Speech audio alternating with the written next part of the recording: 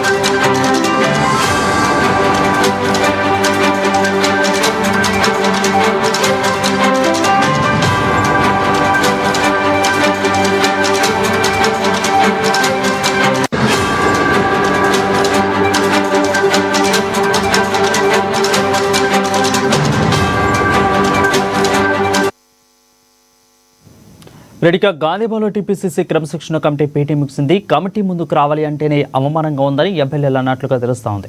తిట్లు తిన్నదే తామని, కమిటీ కూడా తమనే పిలిపించిందంటే ఇలాంటి సంకేతాలు ఇవ్వాలనుకుంటున్నారని ప్రశ్నించారు. దీని మీద మల్లు రవితో క్రమశిక్షణ కమిటీ, అదేవిధంగా ఇటు ఎమ్మెల్యేలు కూడా భేటీ అయ్యారు.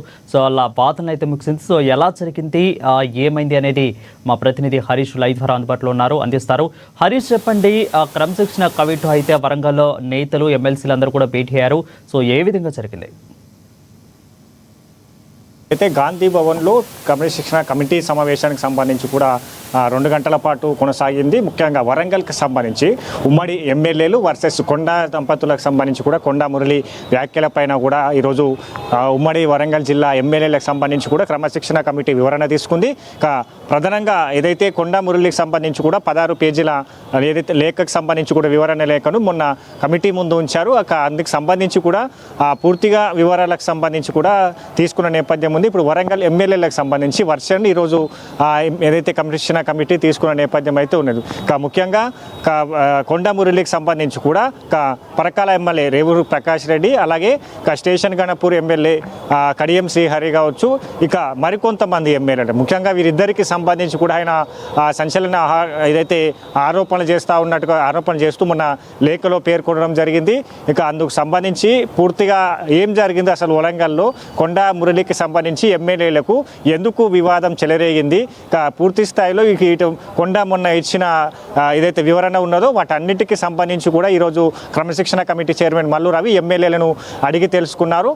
మొత్తంగా అంటే ఎమ్మెల్యేలు వర్సెస్ కొండా మురళి వివాదం చెలరేగిన నేపథ్యం ఉన్నది. ఇప్పుడు ఇందుకు సంబంధించి కూడా ఎమ్మెల్యేలను ఈరోజు పిలవడం పట్ల కూడా అసహనం వ్యక్తం చేసిన నేపథ్యం ఉంది. ఇక చైర్మన్ మల్లు రవిపై కూడా కొంతమేర అసహనం వ్యక్తం చేయడం జరిగింది. ఎందుకంటే తమ సంబంధించి కూడా తమకు దూషణలు చేయడం జరిగింది, అనుచిత వ్యాఖ్యలు చేయడం జరిగింది. కొండా మురళికి సంబంధించి కూడా తప్పు ఆయన చేస్తే మమ్మల్ని ఎందుకు పిలుస్తూ ఉన్నారు, గతంలో అంటే ముఖ్యంగా నియోజకవర్గాలకు సంబంధించి కూడా పనులు ఉంటాయి, మరోసారి భేటీ అంటున్నారు కాబట్టి మరోసారి సమావేశం ఉంటుంది, మరోసారి రావాలంటూ కూడా కొంతమేర అసహనం వ్యక్తం చేసిన నేపథ్యం అయితే కనిపిస్తూ ఉన్నది.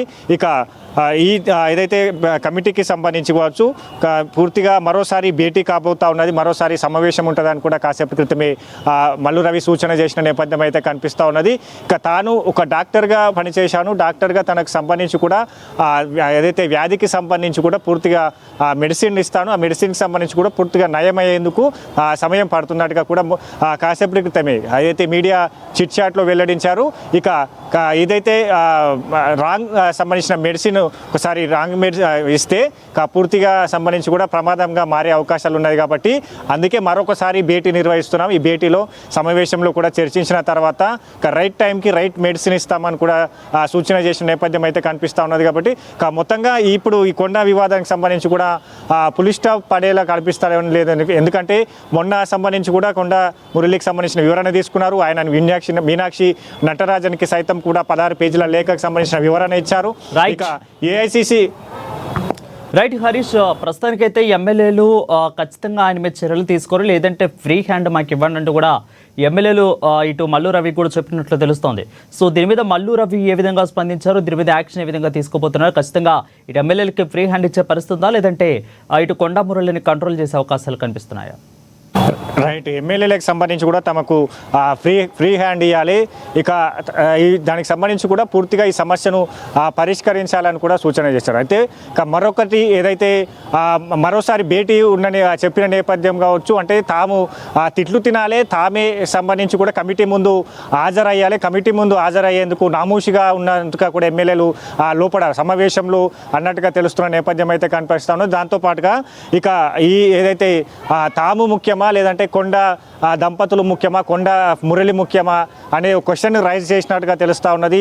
ఇక మొత్తంగా ఈ వివాదానికి సంబంధించి కూడా మరోసారి భేటీ ఉండబోతా ఉంది. ఇప్పటికే ఈ అంశాలకు సంబంధించి ఇక ఏదైతే కొండ మురళి వర్షన్ కావచ్చు, ఇప్పుడు ఈరోజు వరంగల్ జిల్లా ఎమ్మెల్యేలకు సంబంధించిన వర్షన్కి సంబంధించి కూడా పూర్తిగా నివేదికను ఇన్ఛార్జ్ మీనాక్షి నటరాజన్కి ఇవ్వబోతున్న నేపథ్యం అయితే కనిపిస్తూ ఉన్నది. ఇక మరొకసారి క్రమశిక్షణ కమిటీ సమావేశం ఉంటుంది. సమావేశానికి సంబంధించి కూడా ఇప్పుడు కాసేపు క్రితమే ఏదైతే మల్లు రావి మీడియా చిట్చాట్లో వెల్లడించడం జరిగింది. అంటే ఇప్పుడే తాను డాక్టర్గా పనిచేశాను, సమస్య ఏంటి అనేది పూర్తిగా తెలుసుకొని మందిస్తాను, ఇప్పుడే టెస్టింగ్ సంబంధించి కూడా శాంపిల్స్ సేకరించాను, రిపోర్ట్స్ వచ్చాక సొల్యూషన్ మొత్తం కూడా వెతుకుతాం, ఏ సమస్య ఉన్నా తెలుసుకోకుండా మందిస్తే ఒక్కోసారి ప్రాణాలు పోయే అవకాశం ఉంటుంది. ఇలా జరగకుండా ఆచితూచి వివరిస్తున్నాం. భేటీలో జరిగే విషయాలకు సంబంధించి కూడా బయటకు రావద్దు అంటే పూర్తిగా మరొకసారి ఇప్పుడు సంబంధించి కూడా ఈరోజు వివరణ తీసుకున్నారు, మరొక రోజు భేటీ ఉండబోతుంది. ఈ రెండు వివరణలకు సంబంధించి ఈ ఎక్స్ప్లెనేషన్కి సంబంధించి కావచ్చు, కొండా మురళి ఎక్స్ప్లెనేషన్కి సంబంధించి కావచ్చు, పూర్తిగా పీసీసీ దృష్టికి తీసుకెళ్తారు, మరోవైపు ఇన్ఛార్జ్ మీనాక్షి నటరాజన్ దృష్టికి తీసుకెళ్తారు. తదుపరి అంటే మరొక భేటీలో ఎట్లాంటి అంశాలకు సంబంధించి కూడా ప్రస్తావన ఉంటుంది.